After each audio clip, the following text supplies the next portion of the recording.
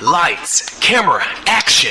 In a studio where local filmmakers talk to other filmmakers about the inside world of film. Cut. That's not the script.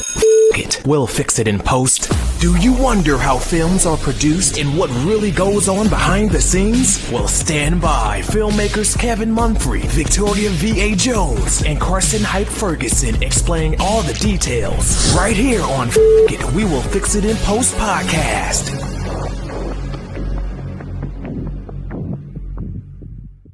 Good morning, good afternoon, and good evening. Whenever you're listening, I thank you for listening.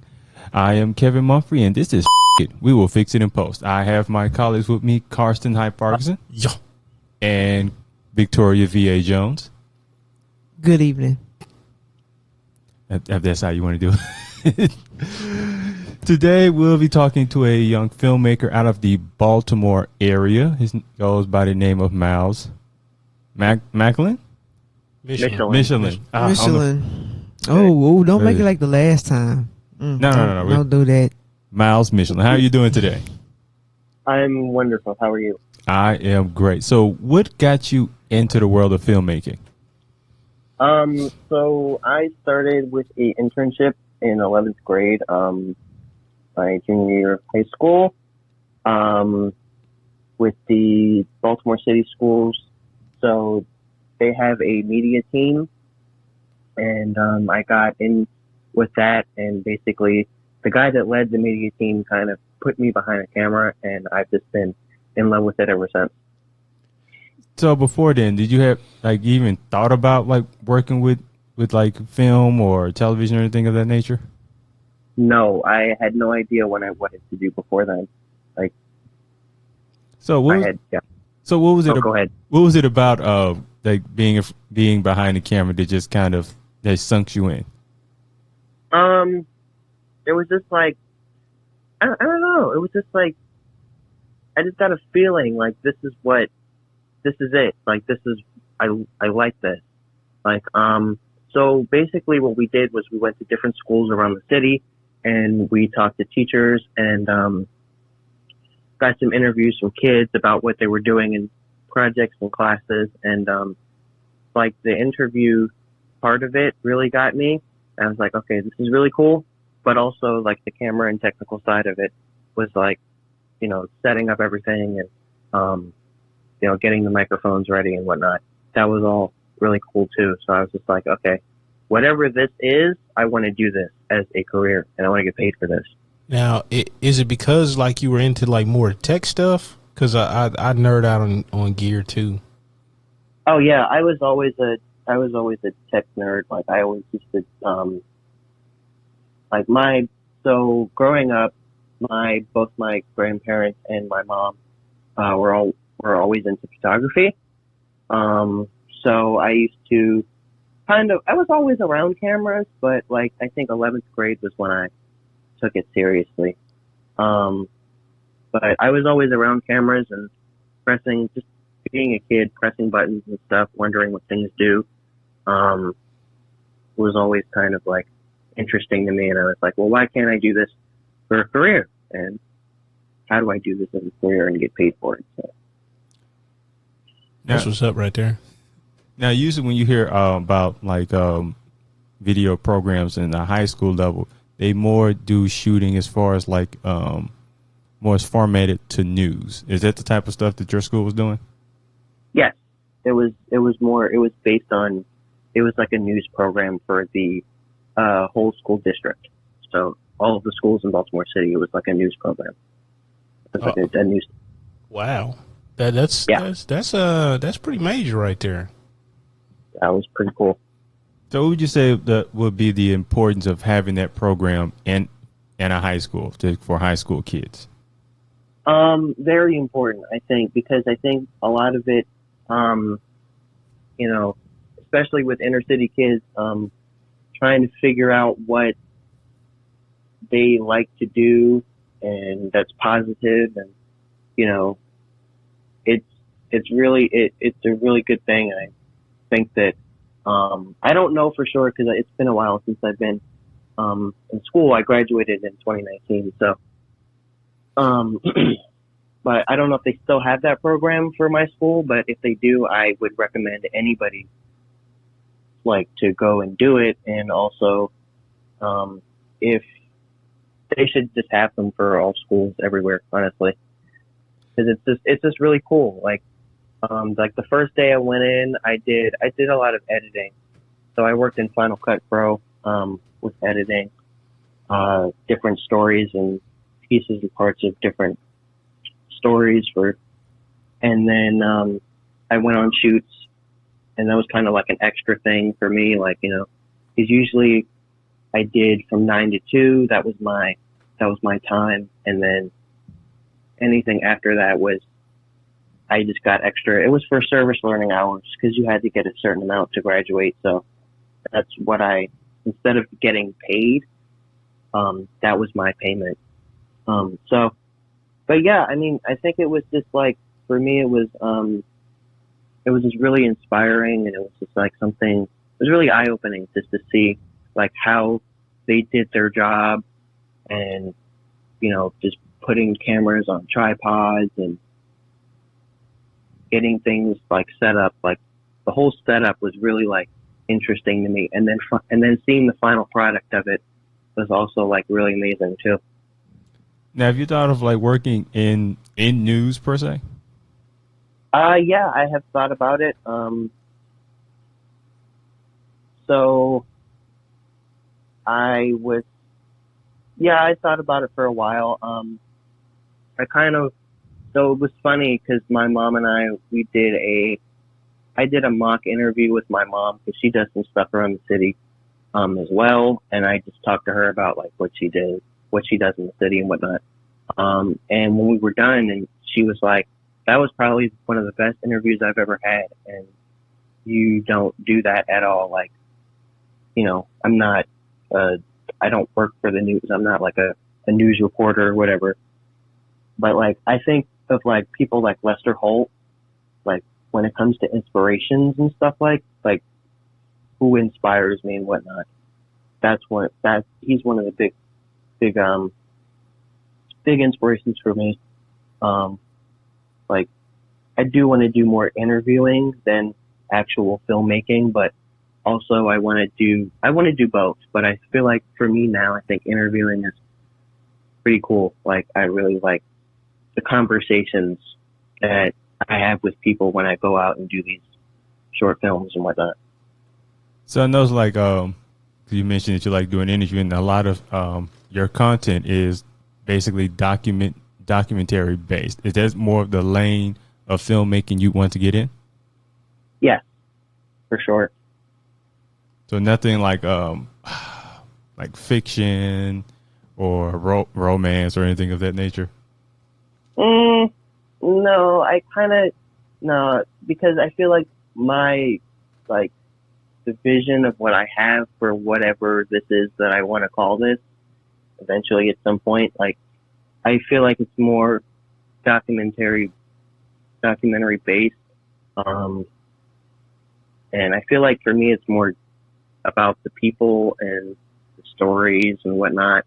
And yes, you can get that through other genres, but I think that for me, this is kind of like I also like watching I watch a couple of different documentaries here and there, some Ken Burns stuff here and there.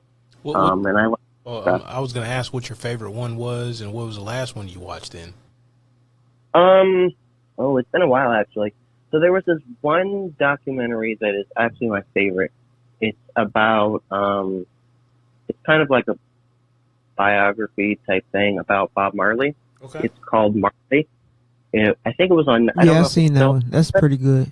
That was pretty good. Yeah, I haven't seen that one. yeah. I don't know if it's still on Netflix, but it was on Netflix for a long time, and I used to watch that like over and over again. Because I am also, like, my father's Jamaican, and like that whole like reggae music and all of that. That's all really interesting to me as well. So, I really enjoy watching that. So what would be your ideal project for yourself? And honestly, I don't really have one. I feel like the project comes from people. Like, if I could just go out and shoot and, you know, have people ask me, what am I doing and whatnot. And that's usually where the best, I feel like the best interviews that I've done come from. Right. So just going out and shooting and then having people just on the street ask me, oh, what are you doing? You know, and then I tell them what I'm doing and then they're like, oh, that's really cool. Well, I do this and I think that, you know, you should document me. And I'm like, cool, well, let's set it up. Let's get some mics and whatnot. And, so it's not very hard for you to get people to talk to you on camera. No, not for the most part. Sometimes it can be a little bit difficult. But for the most part, no, not really, because I feel like I try to make it more of a conversation and I try to make it more of a, okay, the camera's not there, even though it is there, but it's just me and you talking like me and you talking right now. Like, it's just a conversation at the end of the day. An interview is just a conversation, just to know more about you and where you come from and how you got to where you are now. Like, that's really inspiring to me to get the people's stories and to get from, you know, their point A to point B. And that's why I do what I do. Now, your first project, My Block, was it just you kind of testing around your equipment, or like what was the motivation for that? So that was actually kind of like an off the dome kind of thing. Cause like I was trying to find another block to do, because for me, documenting myself and getting like myself, I want to wait until my thing is, I want to do so much more. And my thing is about other people. And then when I get to that point where it's like, okay, I've done a lot and people know who I am, you know, then people can do stuff on me and I can be interviewed and whatnot. But that was kind of just like my first time. That was actually my first time in front of a camera. I usually, like, a lot of the stuff I do is behind camera. So that was kind of, it was a collaboration project with a couple of people. And basically it was, the focus was just to get the community of where you live. And so I kind of did it as like a tour guide kind of thing, like a, you know, with the help of a good friend of mine who actually put me on to videography, Jim Ajobian. He kind of set me, you know, put the camera in my hand, was like, here, and also kind of convinced me to do the in front of the camera stuff too. So how weird was it for you in front of the camera? Was it awkward for you, or was it just like second nature? Oh no! At first, it was horrible. It was awkward. It'd be like that. I was like, oh my god, we had to do like, thank God he knew what he was doing, and you know, we had to do like so many takes. And then it was like around this time, so it was like hot as I don't know what outside. And then of course, me being me, I'm out here wearing like all black, and it's like, you know, 80 some, almost 90 some degrees outside, and you're we're out burning. here. Oh yeah. Yeah, by the time we were done that, I was like, okay, this is it. But yeah, so yeah, I mean, it was, at first it was kind of like, you know, and then I don't know what it is, but like I've been on a couple other podcasts, and I don't like hearing myself talk. So I would probably like that's completely normal. That's all of us. I went to a broadcasting school for a little bit, and they used to have me like, I used to just gravitate behind the board or whatever, doing the operating. And I'd be doing commercials for everybody because I was more familiar with the equipment. But then they were like, "Oh, we really like your voice. Can you do this commercial?" I'm like, I hate my voice completely. I can't. I don't hate it anymore, but I still like, hate mine. I just like, so. I'd rather not if I had the option. Well, I love my voice. It took me a while to get here, but I absolutely love the sound of my voice. It sometimes puts me to sleep. Wow. But That's why we let him do all the talking. so Wow. it's quite soothing when I want it to be. But yeah, for your first project, did you outline it at all? Like, so how did you outline your tour guide? So, I mean, it was like I said, it was kind of like an off the dome thing. There wasn't really much of an outline, and it was kind of just because like I already knew, like I've been here about a couple years now, so like 4 years almost, I think. So I kind of knew a little bit about the neighborhood itself, and I'm like, okay, well, and then just seeing it, just like looking around, I can tell you that this is what this is. And it was more about like, for me, it was more about, just my take on the neighborhood and my thoughts of it were, but doing it in a way that's not, just a sit down interview and, nobody's going to want to watch that because it's 10 minutes of me just blabbering on it.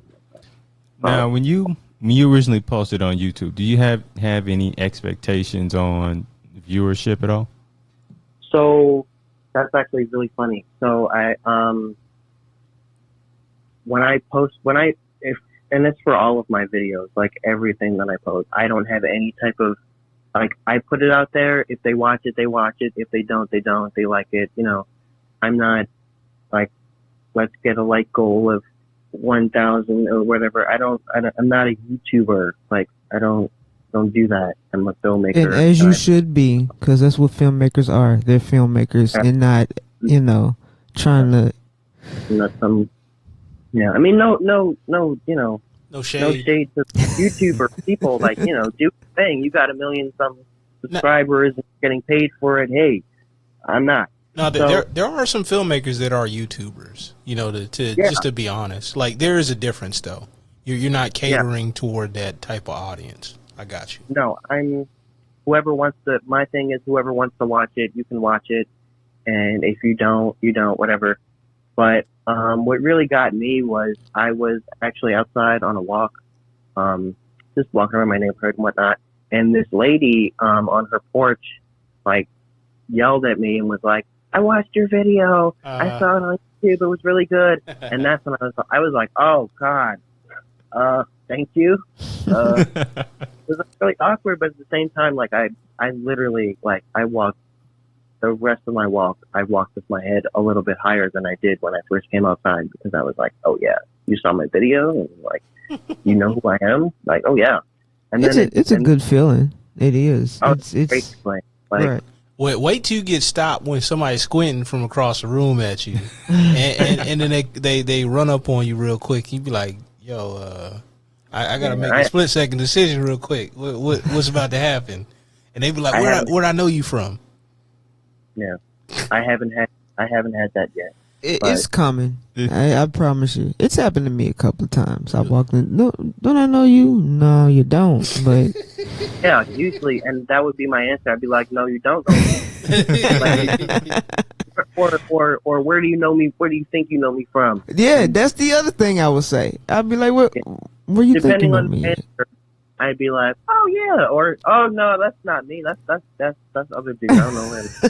There's like a I mean, she's been in a lot of stuff, but there's an actress. I actually saw her at a film festival. She has a book, and the title is "I Don't Know Where You Know Me From," because she's famous enough to be in all these different things, right? But not famous enough for people to remember her name or remember where they saw her at. So that's the first thing she gets is like, "Hey, where do I know you from?" And she's like, "I don't know." Yeah. Is that something you kind of, because as you kind of get better at what you're doing and become more successful, more people will know you than you know them? Yeah. Is that something you kind of worry about? Not really. I mean, I think that it's, I think that my answer would be if somebody that like down the line, if somebody just random that I've never met before comes up to me, "Where do you know me from? Where do I know you from? where do you know me from? Like, I'm going to ask them. And if they don't know, then I don't know either. Because, you know, I don't know either. I like that. I don't know either.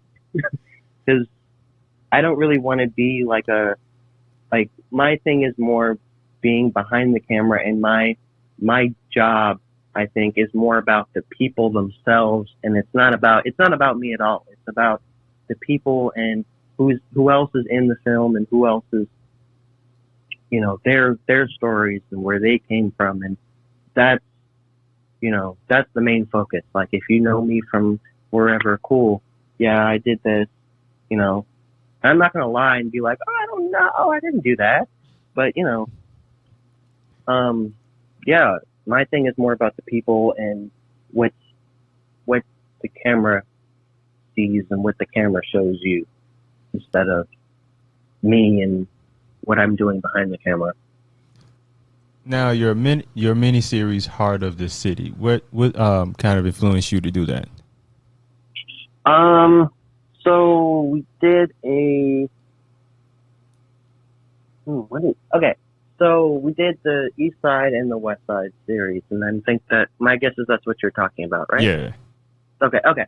So we started off at the East Side, and literally, I mean, I feel like it was just the same.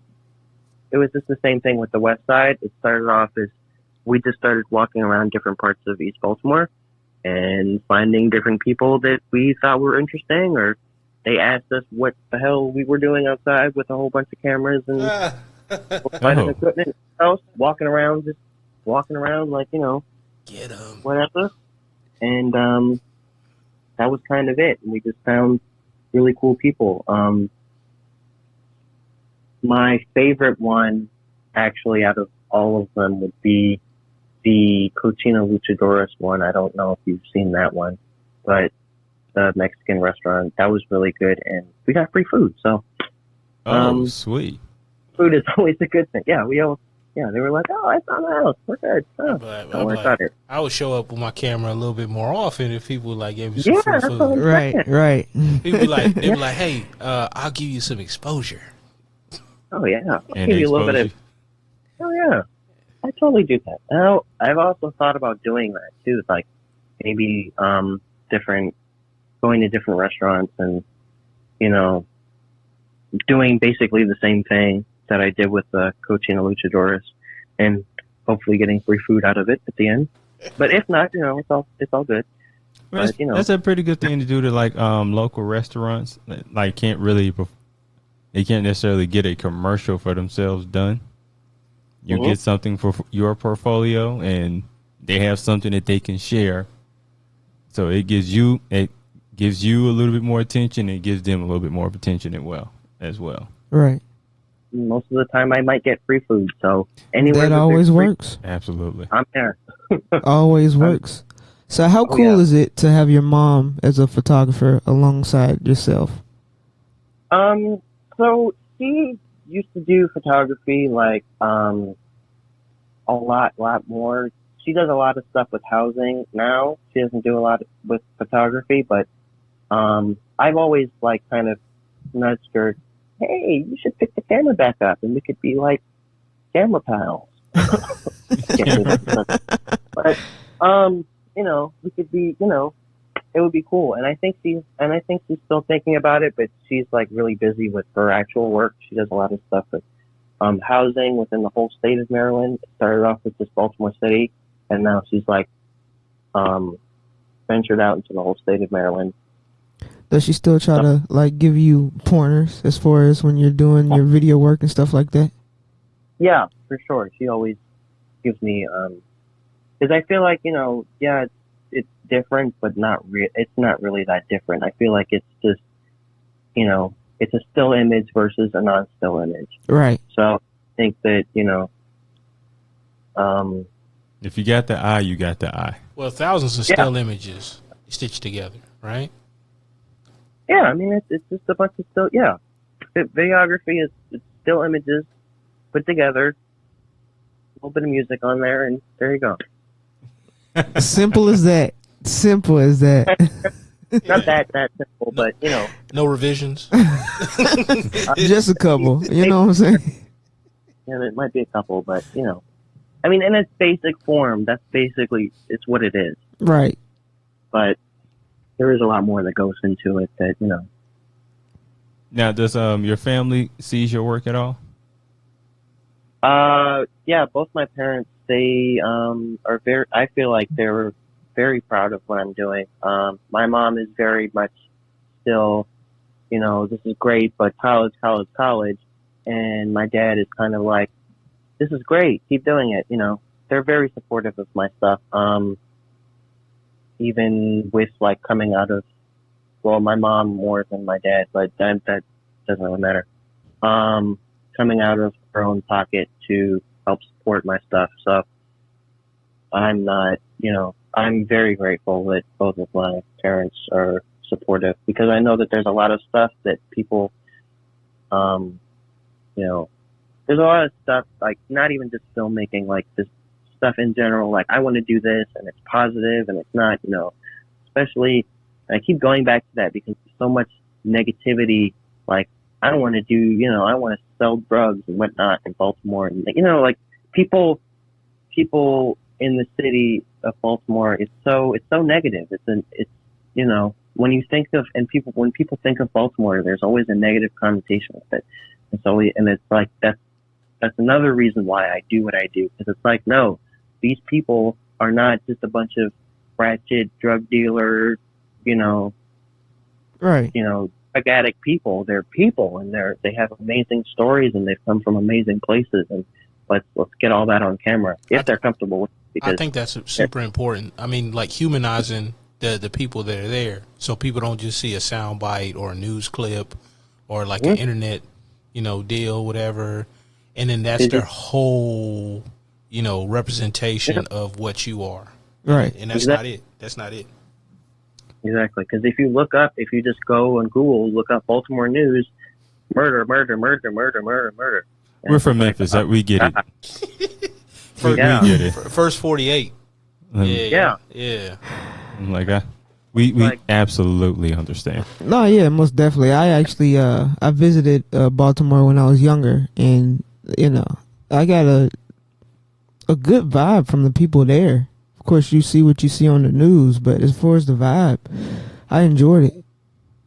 And then another thing too, which it's a great show. It's a great it's a great series, but The Wire. I knew you was here. I was waiting for it. I was like, I was eventually going to go there, it's but like a countdown. Since you've already opened that door, please.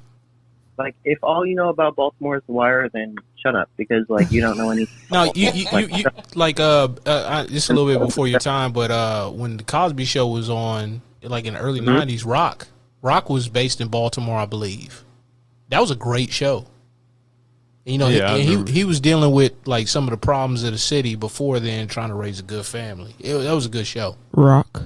Yeah, he was like a garbage man. Oh, I did. Yeah, I remember that. See if I can watch that. But yeah, like there's a lot of just negative connotations with the city, and I mean, not all of it is wrong. I mean, you're not, a lot of it is based on facts and based on numbers, and but there's a lot of stuff that you don't see in the city if you just, and a lot of the people, and for me, it's a lot of people who just are either scared to come here or have only been to the Inner Harbor and they left, and then that's it. Like, I don't even know why people go to the Inner Harbor anymore. There ain't nothing there. It's like, so for people who haven't been to Baltimore, like, kind of explain what is something like what is so great? What is great about Baltimore that people don't know? Because most people, when they think of Baltimore, especially from a filming sense, they think The Wire. And it made probably too much of an impression of what Baltimore is. Right. Okay. So, I mean, really, my thing is just treat it like it's any other hood, because Baltimore is the hood, but don't, have your, don't just walk outside with your phone out like, oh, let's get all the pictures and videos, because then they're going to either rob you. Be smart about it. explore, do your thing, but be smart about it. Just be cautious, obviously, because you never know. But explore and ask people who, if you were, if somebody were to ask me, hey, what's like 2 things to go do in Baltimore? I would say the aquarium, but the aquarium's like $60 for 2 people, so it's like ridiculous. It was like 20 when I was growing up, like when I was little. I used to go to the aquarium all the time. But I would go to, there's a spot in East Baltimore called Nacho Banger, and they have really good food. I would go shop at some local clothing stores. Like, I would do a lot of research more. I would use social media for, like, instead of just straight up Google, or just look up Baltimore clothing stores and, what else would I do in Baltimore if I were a tourist and not, living here for 20 some years? That would kind of be it. I mean, you got proximity to everything else too, because the whole DMV area. Yeah, which is weird because it's a weird thing. Like Baltimore, people in Baltimore, when you say DMV, they're like, no, we're not DMV. Technically, yes, we are, but we're our own thing, and we're not. We don't claim the DMV. It's weird, but you know what? Honestly, I don't really care. You say the DMV because it is that. You don't say the DMV, whatever. But I mean, yeah, I feel like if you, like I said, just explore, but just be cautious, because you never know. You don't want to look like a tourist in Baltimore. Unfortunately, that's a thing. You can look like it. Then again, maybe even in like New York, you don't really want to look like a tourist anymore. I think it depends on the area. Like, because I was in Vegas one time, and if you look like a tourist in this one spot, oh, you might as well be some candy. Oh. Yeah. Yeah, for real. I do not want to be anyone's candy. No. That's fun. At least for me. But wanted to ask you, because, I mean, like you were saying, it's best not to be kind of walking around recklessly in certain neighborhoods. But you basically was walking around with cameras in certain neighborhoods. So how do you go about that without catching any trouble for yourself? So there's also a lot of other people with me. It's not just most of the time I'm not by myself. And a lot of the time it's just the way you carry yourself. You don't go in there with a camera and start pointing it in everyone's faces. And, what you get when you first get to a place like Penn North and you start capturing stuff, you capture things around you. You capture the buildings, signs, and, cars going past. You don't even really capture the people at first. And if you're lucky, you can because my mom is a really great photographer. So she does a lot of, not really portraits. She doesn't do portrait photography at all, but she will, if you do look through her thing, her portfolio, there's a lot of like just people, like she gets people just doing their thing. But yeah, I mean, and I feel like for a lot of it is more just conversation. I just go and talk to people, and usually when I come with a camera in a hood, they're not like, oh, that's easy money. They're more like, oh, what are you doing? And then once I think my answer will tell them either, oh, this is easy money, or oh, let's leave this kid alone, or oh, let's figure out more about what this kid does because it's great. So, I feel like I feel like sometimes people, like if they were to come here with a camera, to like Penn North or, Harlem Park, they would go and they would make it like, don't do it like you're going to New York. And, you see all the Times Square and you're just like, oh, let me just play my camera. And, because I feel like to the people that live there, it's like you're making them look like a zoo exhibit. in a way, if that makes any sense. Yeah. Yeah. Definitely. Instead of actual people. And it's like, now you're trying to make fun of us. Now we're going to take your shit because we want it. And we know how much it is. We're not stupid. We know how much that costs. So we can take that and we can sell that to some guy for X amount of dollars. And like, there's a big drug problem. So, you know, we sell that for X amount of dollars and then we're going to turn around and go get drugs with that, because you don't treat Baltimore like New York when you go in with a camera. I saw a documentary a long time ago, I'd say about 8 years ago, and they were traveling through like a lot of the hoods in California, so like you know, L.A., Watts, you know, the big time joint, Crenshaw, all that, and they were just talking about all the stuff they was going through, and I was amazed at the reception of the camera crew, and I watched behind the scenes, and they were talking about how the camera crew treated them like humans. So I'm guessing like that's what you're really talking about, you know, like between the zoo exhibit and, you know, actually just treating a person like a person. Not like, oh, I'm gonna get mine, I'm out here. You know, Yeah. like, tires squealing. Yeah. You know, and then that's another thing too. You don't look when you go into these neighborhoods, you don't look like don't look like you're scared. Even if you know what? And I will say this, there are some neighborhoods where I've been and I've been like, I want to get out of here because I don't know why these people are looking at me like that. But I don't look like that. You know, I don't get all shy and timid, because then that's when they're going to come for you. And that's when they're going to get you, because they're like, oh, he looks like he's scared. So let's make him even more scared and get his stuff. So, no. They run up on you. What it do? Yeah. I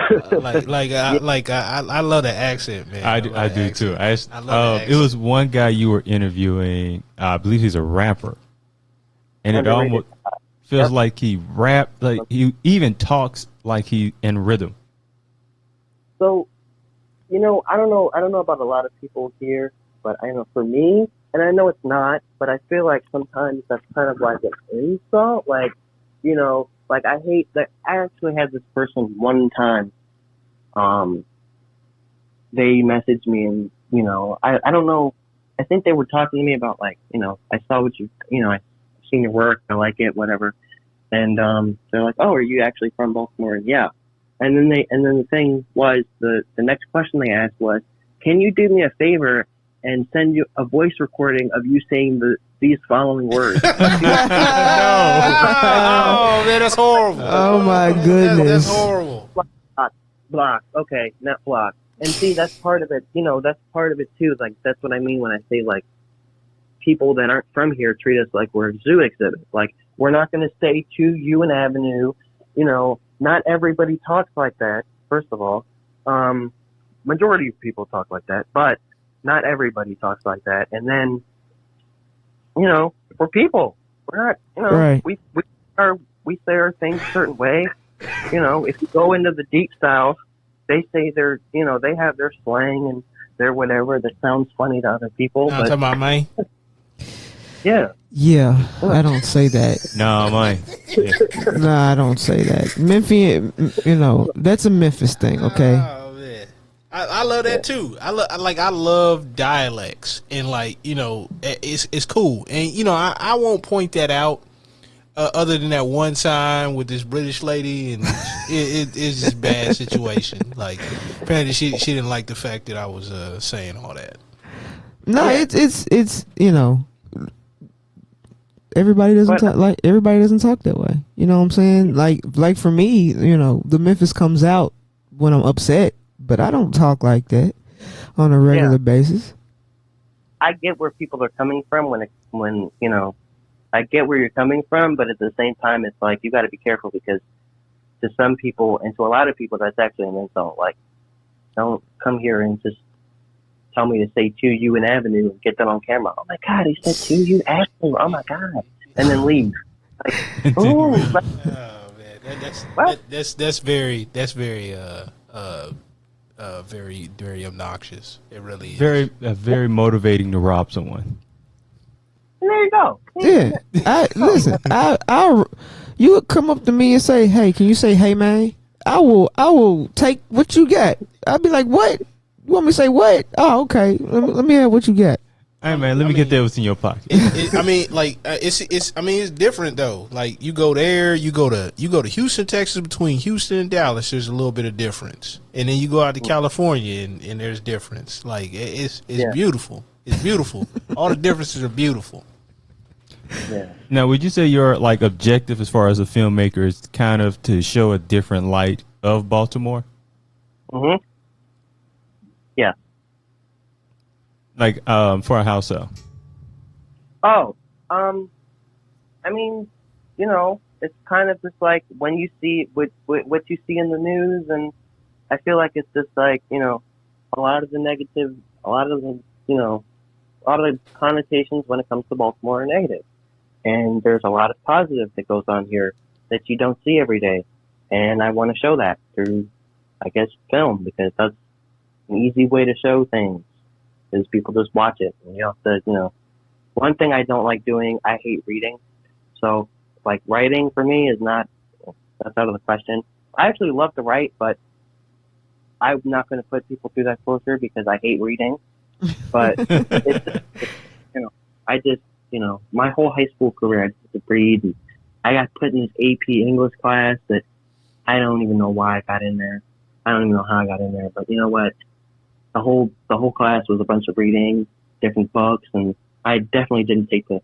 And the teacher at the end, she was like, "Oh, so Myles, do you want to take the AP test?" And I was like, "No, no, thank you." Well, you can get college credit. That's wonderful for the people that pass that AP test, but I'm not going to pass that AP test. So, yeah. So I feel like when it comes to, like, I'm also very much of a visual person. Like, you have to show me something in order for me to, first of all, believe that what you're saying is true, because I don't go off and just, you say this and that's law. No. And two, for me to understand what you're saying, I have to see it. So I think that's why I went the video, the filmmaking route. So with you being a visual person, do you like editing? No. That is the common answer. That is the common answer. No, I hate editing. I will say that I did not, most of the editing that has been done for the project, I did little to none.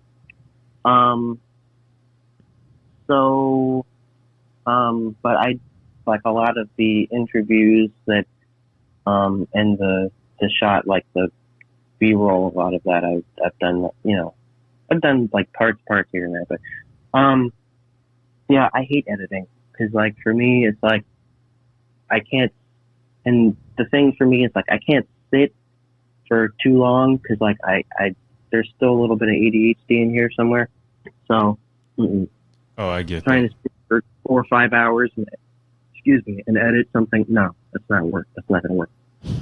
I completely understand that. Yeah, For me to sit and edit something and it'd be like 5 hours and I don't notice that 5 hours and change, it had to be one hell of a project. Oh yeah. it had to be something you care about. Even if I care about it, I'll be drained like after an hour and a half. That's the thing too. Like for me in school, like that's when people ask me about school, and like if it's something I don't care about, like for example, math. Well, for me, math is like a struggle. Like people say, "Oh, math is hard." No, math is hard. Like this is my third time taking classes now. I'm at a community college here, yeah, it's been really hard, because it's like the basic, and well, according to the college, it's like the basic math, but I can't even do that. Oh, they told you that mess too? Yeah, that's what. Yeah, I got fooled on that one too. Oh, look, ain't nothing basic about this, man. Yeah, no, there's nothing basic about it at all. And then they were like, "Oh, well, you have to take it in order to keep going." I'm like, they told me that too. They told you that you have to take this in order to keep going, and I'm like, So basically, my mom and I, we went through the whole, like, 2-3 times, and then I think I actually have a meeting with an academic advisor on Wednesday, and my guess is he's going to be like, or he or she is going to be like, or they, which pronouns for me, there's so many of them I can't keep track of them. Yeah. So they will be like, you sure you don't want to take math? Or are you sure you don't want to? Yes, I'm sure I don't want to take math. Let's keep it going. Let's go. Like, no, I want to take math here or now. Like, I'm trying to push it off as far away as I can because I need to get some actual credits and stuff. So, but yeah, math is not fun for me. Like, I think at all. for creatives, math is hell. Oh my God. Like that math and science. Those were my two hells. I actually, I don't know. High school chemistry and college chemistry might be different a lot, but chemistry for me was fun. I love chemistry because you know what? A lot of the stuff we did, we blew it up. So we, there was this one where we like set the tables on fire, and I was like, oh shit, we're all gonna die because, but like, oh shit, this is really cool, but we're all gonna die because, oh my God. So like, yeah, like chemistry was really fun for me, and plus the teacher was amazing. Her name was Miss Jolly. That's probably gonna be my favorite. That's my favorite high school teacher. Yeah, I think you just had the great teacher because mine was a nightmare. Yeah, I couldn't get out that class quick enough. Oh man, I had a physical science teacher that was pretty good. Oh, I'm sorry. I was just like. Oh no, I was gonna say ninth grade science was horrible. Like I used to sleep in that class every day. It would be my nap time because I hated ninth grade science. But 11th grade was great because we used to blow stuff up every other class. Yeah, I didn't get to blow up nothing. Yeah, that sounds like it'd be a lot of cleanup. Yeah, I didn't blow nothing up. No, we didn't blow nothing up. We didn't blow nothing up. I don't know. Shoot. Right. We got to mix chemicals and see what happens if fire extinguisher was over there just in case. There was no need for a fire extinguisher in my classroom. Yeah, we looked at some slides and then some more slides. I mean, I knew my science classes were boring. I didn't realize how boring it was until now. I mean, it was cool, like dissecting the frogs, I guess. Did y'all do the heart? Y'all have a heart? We didn't have a heart. We had a frog, and then something else small. I can't even remember what it was. We had a cow's heart. Oh wow! Yeah, so we got to play around with that. It was pretty cool. Yeah, dissecting. I've never done that, but I've set tables on fire. Mixed different chemicals and watched them explode in the thing. So, which was always fun. So now you can be fun at parties. Oh yeah, yeah, great. But yeah, anytime. So really, anytime the chemistry teacher was like, "Okay, y'all, put on your goggles." I'm like, "Oh yeah, we're gonna blow something up. We're gonna set something on fire today." Yes, everybody would look at me like I had 3 heads, but I was literally the only one in that class that was like, "Yes, gonna blow something up. This is what I like."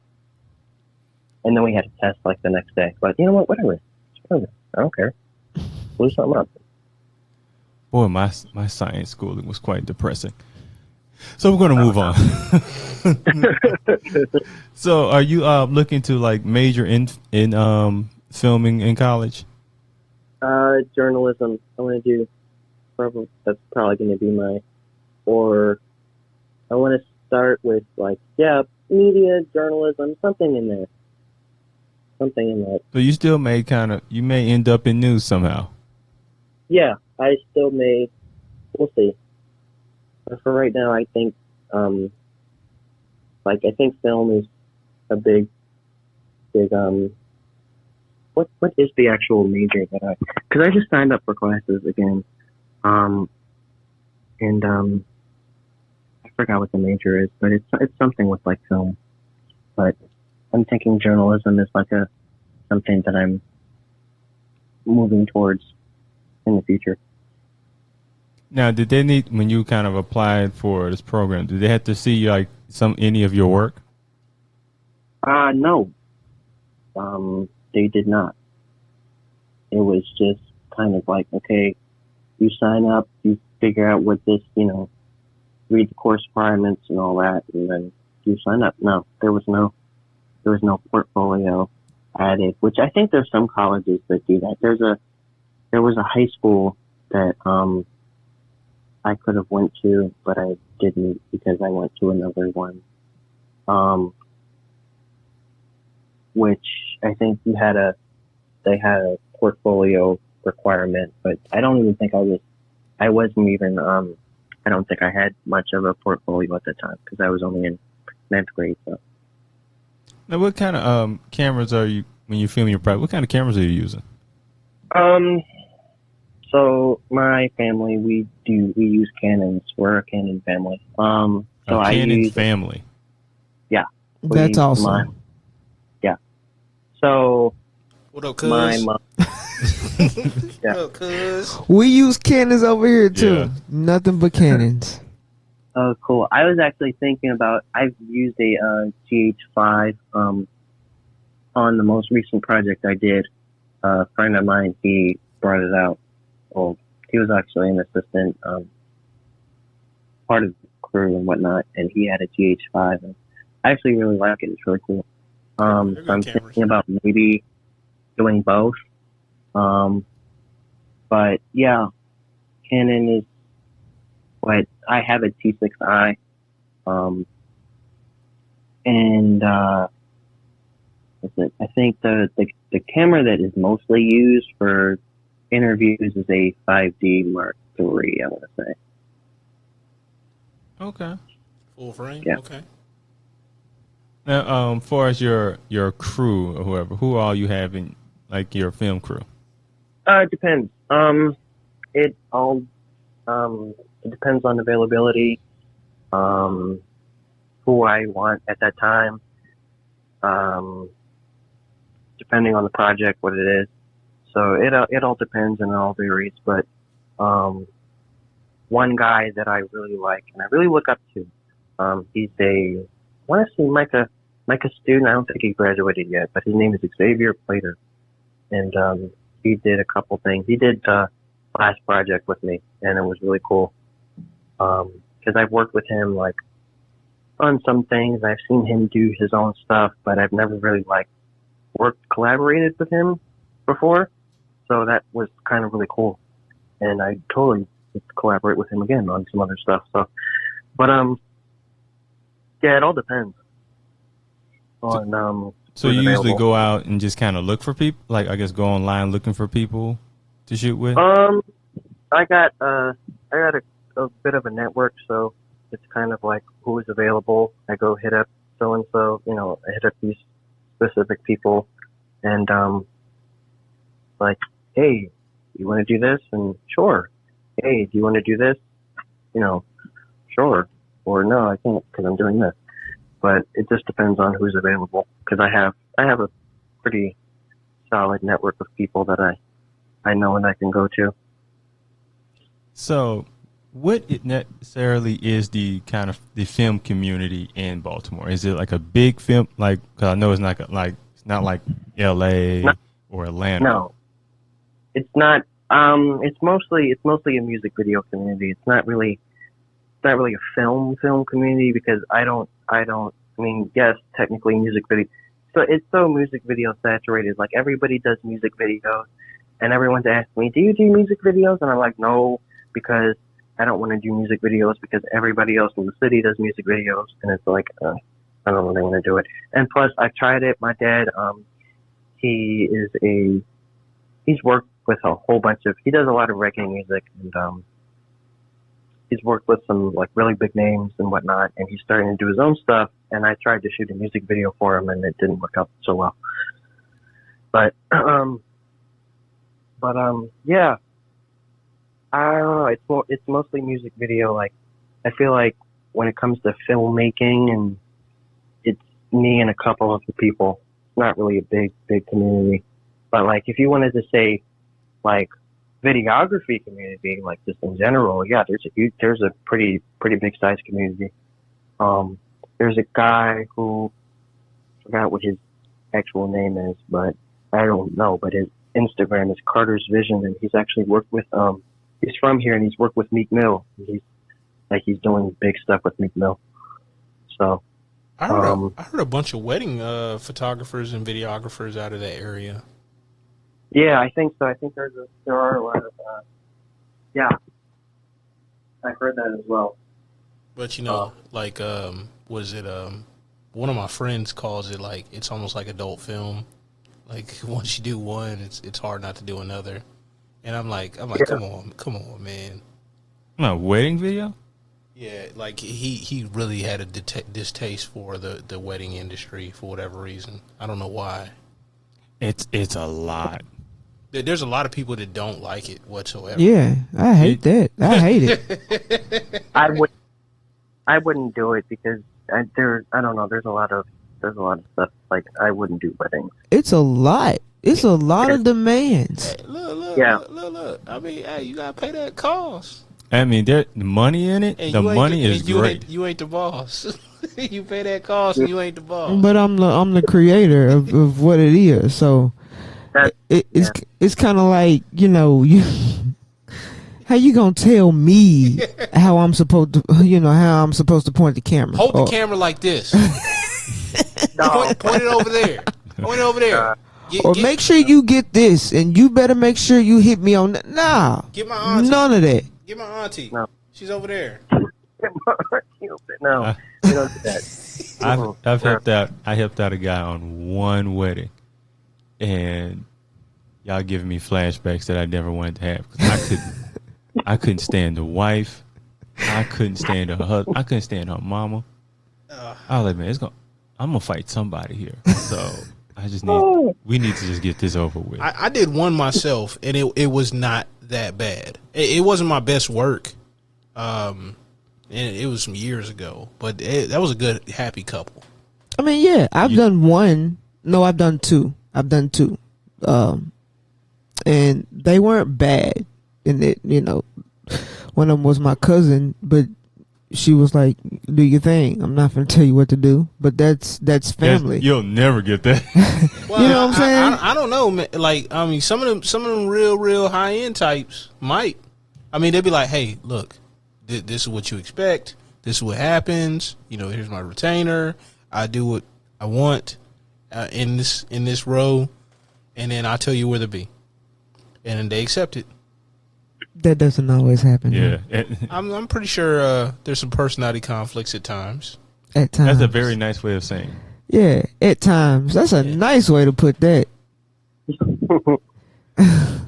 But Myles, I want to thank you for talking to us today. Now, normally this thing we do before we let our guests go, we like to pretend that you won an Oscar for one of your documentaries.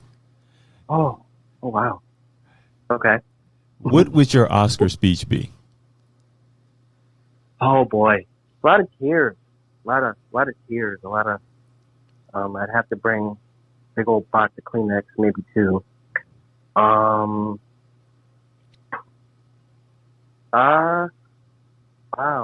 What would my Oscar speech be? It would be very emotional because my